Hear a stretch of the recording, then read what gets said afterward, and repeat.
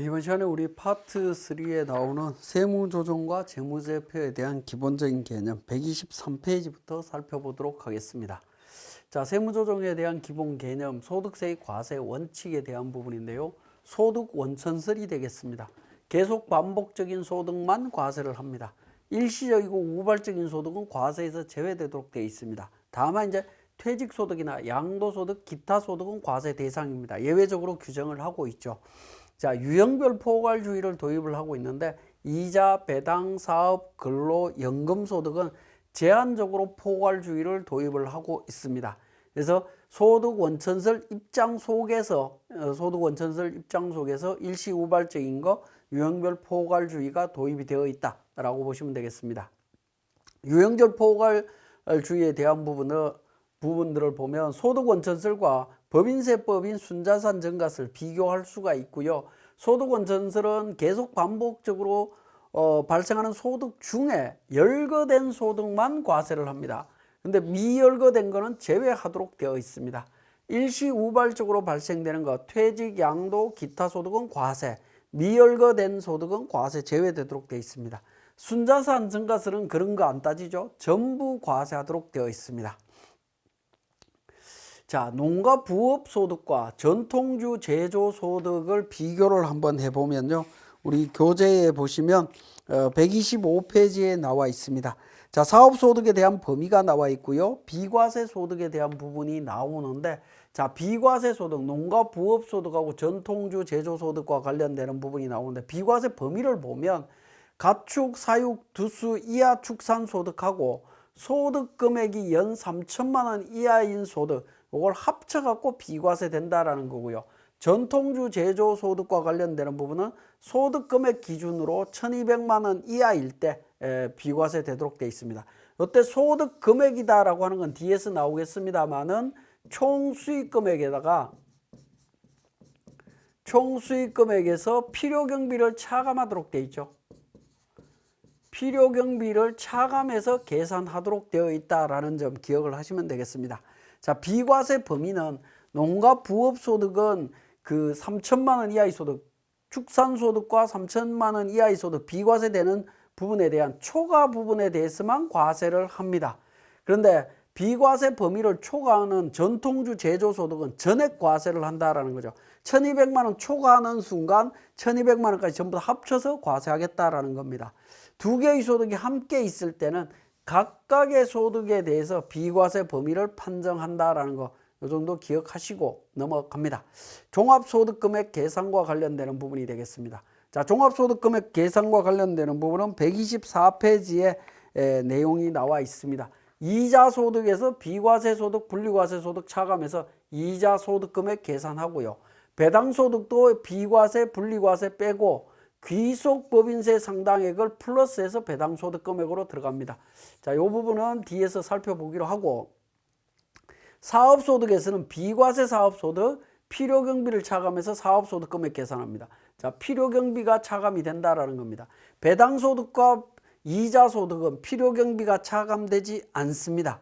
자, 근로소득은 비과세, 분리과세, 근로소득공제 차감해서 계산하고요. 연금소득도 비과세소득, 분리과세, 연금소득공제 차감해서 계산합니다. 기타소득도 비과세, 분리과세, 필요경비 차감해서 기타 소득금액을 계산하도록 되어 있습니다. 그래서 우리가 소득세를 공부하실 때는 비과세 관련되는 부분, 분리과세 관련되는 소득, 이 부분을 좀 정리하실 필요가 있습니다. 정리해서 그런 것들은 싹 빼고 그 다음에 필요경비 차감해서 소득금액을 계산한다라는 겁니다.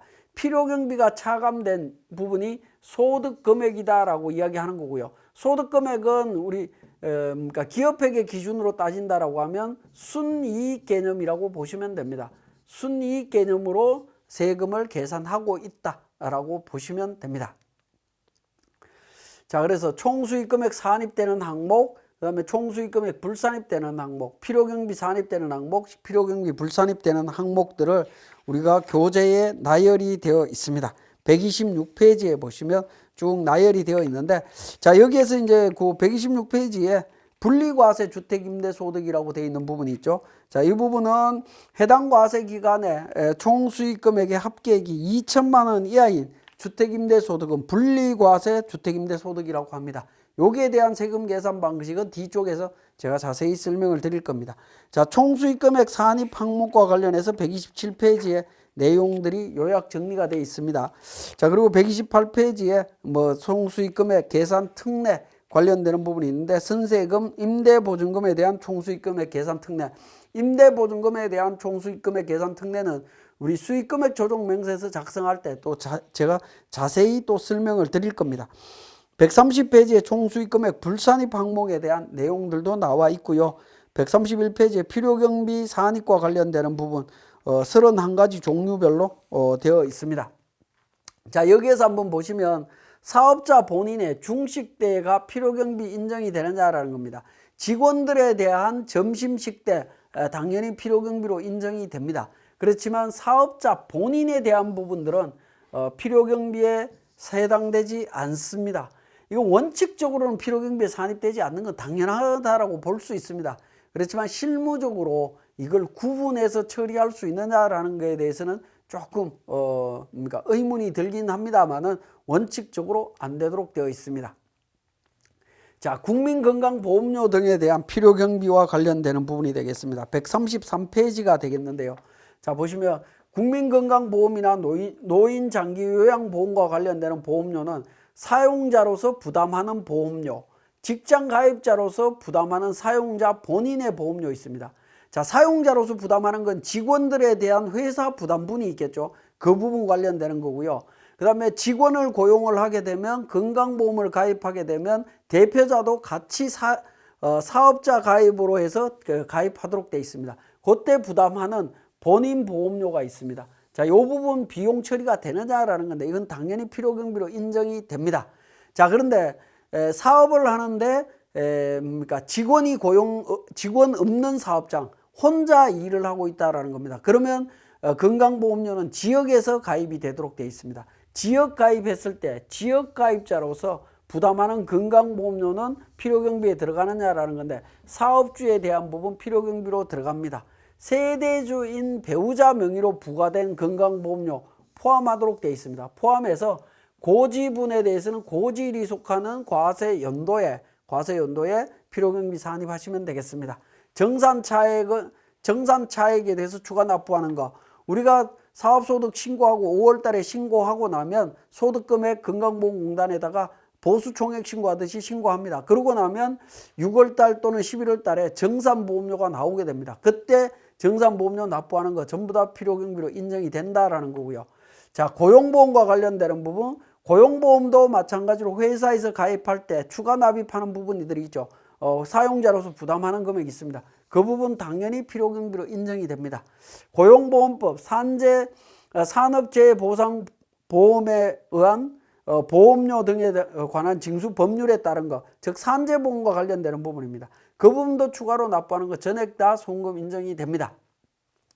자, 제가 지금 여기서 국민연금을 뺀 건강보험료, 고용보험, 산재보험까지 말씀드렸죠. 그럼 국민연금은 어떻게 되느냐? 국민연금도 당연히 회사 부담분에 대해서는 필요경비로 인정이 된다라는 겁니다. 다만 국민연금에 대해서 사업자 관련되는 부분이 있죠. 사업자 본인 거는 소득공제로 들어갑니다. 그죠? 연금보험료라고 해서 국민연금에 대해서 소득공제 쪽에서 처리가 되도록 되어 있습니다. 즉 필요경비가 아니다라는 겁니다. 본인 거는 필요경비가 아닙니다. 국민연금에 대해서. 다만 이제 국민연금 중에 사용인, 즉 직원이죠. 직원에 대한 회사 부담분이 있을 겁니다. 회사 부담분은 이 부분에 대해서는 일반적으로 세금과 공과금으로 필요경비 인정이 되고 있습니다. 필요경비로 들어온다라는 겁니다. 그래서 건강보험료 본인부담분은 필요경비로 들어가는 거고요. 그죠? 건강보험료에 대한 본인보험료는 필요경비로 들어가는 거고, 국민연금에 대한 본인부담금은 소득공제로 들어가서 필요경비가 아니다라는 겁니다. 이 부분 주의하셔야 됩니다. 실수하셔갖고 국민연금 본인 거에 대해서 사업자, 대표자에 대한 국민연금에 대한 부분을 필요경비로 비용 처리하시면 안 됩니다. 안 되고 직원에 대한 그러니까 회사 부담부는 당연히 세금과 공과금으로 필요경비로 들어갑니다. 자, 이 부분은 좀 구분해서 내용을 정리하실 필요가 있습니다. 자, 그 다음에 폐업일 이후에 지급한 임차료의 필요경비 산입 여부가 되겠습니다. 자, 우리가 사업을 하다 보면 폐업을 할 수가 있고요. 폐업하고 난 뒤에 임대차 계약 기간이 남아서 추가적으로 부담해야 되는 비용들이 있습니다. 물론 폐업하면서 임대차 계약을 종료시키고 정리가 됐으면 좋겠지만 그게 매끄럽게 진행이 안 됐다라고 했을 때는 어떻게 할 거냐 하는 건데 필요경비에 산입할 수 없다라고 예규가 나와 있습니다. 근데 원칙적으로는 이런 것들은 당해 과세 기간 안에 있다라고 하면 필요경비로 인정이 되어야 될 걸로 저는 보여집니다. 그렇지만 국세청에서는 안 된다라고 이야기하고 있고요. 임대업자가 지급한 임차인의 이사 비용이 필요경비에 해당이 되느냐? 요거는 필요경비 불산입하는 거다. 즉 필요경비에 산입할 수 없다라는 겁니다. 자, 임차인이 그러니까 건물주가 임차인을 내보내기 위해서 이사 비용을 지원해 주는 경우 있습니다. 특히 우리 그러니까 주택임대소득 같은 경우에 세입자가 나갈 때 이사 비용을 지원해 주는 경우들이 있죠. 계약 관계라든가 이런 부분 때문에 조금 빨리 진행하기 위해서 하는 경우들이 있는데 그렇게 해서 필요경비를 지원해 주는 경우에 이 부분에 대해서 필요경비를 인정이 안 된다라는 겁니다. 이런 부분들은 사실 어떻게 보면 우리 일반 사업하시는 분들 국민들이 생각하는 법적인 정서하고 세무서에서 생각하는 거하고는 괴리가 굉장히 큰 부분이죠. 당연히 비용으로 인정되는 거 아닐까라는 생각이 들지만 예규상으로는 안 되는 걸로 되어 있습니다. 자, 세무조정에 대한 기본적인 개념들을 한번 정리해 보겠습니다. 자, 세무조정이라고 하는 부분은 기업회계와 세무회계의 차이를 조정하는 절차입니다. 이건 뭐 당연한 내용이죠. 당기순이익 또는 소득금액을 손익계산서에서 계산하지만은 사업자의 자본인 자산에서 부채를 차감한 금액으로도 계산이 가능하다라는 겁니다. 자, 그러면 이제 제가 하나 질문을 드려보면, 자, 기말 재고 자산이 늘어나면 당기순이익이 늘어나느냐 줄어드느냐라는 겁니다. 자, 기말 재고 자산이 늘어난다라고 했을 때 여러분들이 순간적으로 당기순이익이 늘어납니다라고 생각이 나오는 사람들이 있는 반면에 손익계산서의 매출원가에 가서 매출원가가 어떻게 되지라고 생각한 다음에 당기순이익이 늘어난다 줄어든다 이렇게 답이 나오는 경우들도 있습니다. 자, 이 부분은 우리가 그 공부를 너무 많이 하시다 보면 이런 현상이 나옵니다. 회계원리 처음 공부를 할 때는 자산, 부채, 자본, 자산은 부채 플러스 자본이다 라고 배우고요. 그리고 자산에서 부채를 빼면 자본을 배우게 됩니다. 이 자본은 기초자본 플러스 마이너스 인출 플러스 마이너스 당기순이익으로 구성이 되어 있다는 겁니다. 제가 앞에서 결산재무제표 결산 과정을 설명을 드리면서 손익계산서에 있는 당기순이익이 손익계산서에서 전표 추가라는 버튼을 통해 갖고 손익계정이 만들어지고 그 손익계정이 만들어지면서 자본으로 대체된다라는 내용들을 설명을 드렸습니다. 자본 안에는 당기순이익이 포함이 되어 있다라는 겁니다. 그래서 우리가 세무조정을 할 때는 재무상태표도 봐야 된다라는 겁니다. 손익계산서만 보고 세무조정하는 게 아니라 재무상태표도 보고 세무조정한다라는 겁니다. 자, 보시면 재무상태표상의 자산이 기존보다 2,000원 증가할 경우에 어떻게 되느냐. 자, 재무상태표는 항상 차변과 대변 금액의 합계는 동일합니다. 대차 평균의 원리에 의해서 일치하도록 되어 있습니다. 근데 그 자산이 늘어났다라는 거죠. 그죠? 이렇게 동일한데 자산이 늘어났습니다. 2,000원만큼 늘어났다면 재무상태는 어떻게 되느냐 하는 겁니다. 재무상태표의 당기순이익은 늘어납니다. 왜? 자산이 늘어났는데 부채와 당기순이익을 제외한 자본이 고정되어 있다면 이게 픽스되어 있다면 당기순이익이 늘어날 수밖에 없죠. 대차 평균의 원리에 의해서 늘어날 수밖에 없습니다. 기말 재고 자산이 늘어나면 당기순이익이 늘어난다는 논리입니다. 자, 반대로 재무상태표상의 부채가 기존보다 1,000원 늘어났다라는 겁니다. 자, 자산이 10,000원입니다. 자산이 10,000원이고 부채 3,000원, 나머지 7,000원이 자본입니다. 근데 부채가 4,000원으로 늘어났다라는 거죠. 늘어나면 어떻게 되느냐 하는 부분입니다. 자, 자산 10,000원은 그대로죠. 그대로인데 부채가 늘어남으로 인해서 만원의 구성 요소가 달라진다라는 겁니다. 그죠? 그럼 어떻게 되죠? 부채가 4천원 늘어나면서 당기순이익을 제외한 자본이 픽스돼 있고 자산이 픽스돼 있다면 전체 합친 금액이 만원이 될 수밖에 없습니다. 만원이 되려면 당기순이익이 기존의 2천원에서 1,000원으로 줄어들어야 되죠. 당기순이익이 감소하도록 되어 있습니다. 순손익이 감소한다라는 겁니다. 자, 이런 논리로 과세소득을 계산한다라는 겁니다. 자, 그래서 세무조정을 하게 되면 손익계산서에 의한 세무조정이라고 해서 손익계산서는 수익과 비용, 당기순이익으로 이렇게 계산이 되도록 되어 있습니다. 기업회계는 그죠? 기업회계는 그렇게 되어 있고 세무회계는 총수익금액, 필요경비, 사업소득금액으로 이렇게 계산이 됩니다. 그래서 수익과 총수익금액의 차이, 비용과 필요경비의 차이, 이 부분을 조정하는 과정이 세무조정입니다. 이때 총수익금액 산입, 총수익금액 불산입, 필요경비 산입, 필요경비 불산입이라는 용어가 나오게 됩니다. 요런 과정을 조정하는 과정을 세무조정이라고 이야기를 합니다. 일반적으로 손익계산서에서 이야기하는 부분이고요. 자, 그 다음에 재무상태표에 의한 세무조정도 있다라는 거죠. 기업회계에 의한 자산부채 자본, 세무회계에 의한 자산부채 자본 내용이 있습니다. 기업회계의 자산과 세무회계의 자산이 차이가 생기게 되면 세무조정을 한다라는 겁니다. 부채도 마찬가지고 자본도 마찬가지입니다. 차이가 생기게 되면 세무조정을 합니다. 이게 세무조정이다라고 보시면 됩니다. 조정을 한다라는 거죠. 왜 조정을 하냐면 자산 부채가 변동이 생기게 되면 자본이 변동이 생긴다. 이 자본의 구성요소 중에 하나가 순이익이라는 거죠. 당기 순이익이 포함이 되어 있다라는 겁니다. 그죠? 순이익이 포함이 되어 있기 때문에 자산 부채가 변동이 생기면 당기순이익 과세소득이 늘어나거나 줄어들 수 있다라는 겁니다. 그렇기 때문에 세무조정이 필요하다라는 겁니다. 자, 세무조정 사항에 대해서는 총수익금액 산입, 총수익금액 불산입, 필요경비 산입, 필요경비 불산입 4가지로 구성이 되어 있습니다.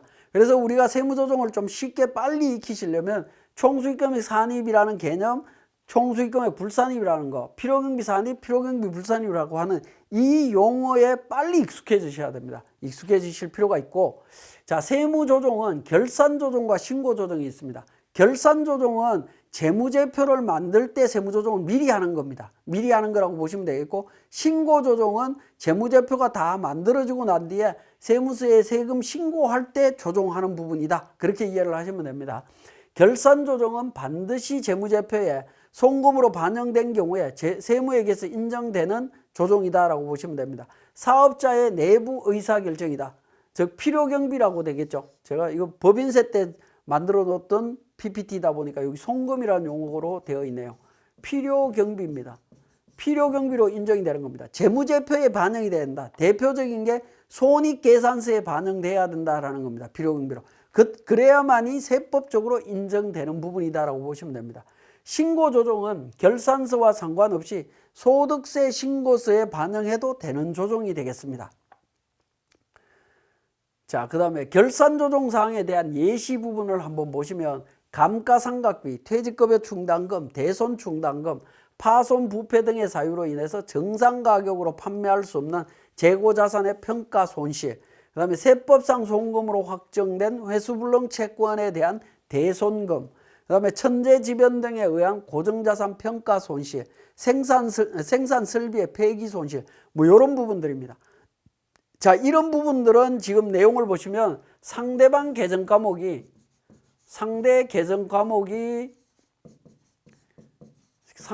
과목은 현금이나 예금 등이 아니라는 거죠.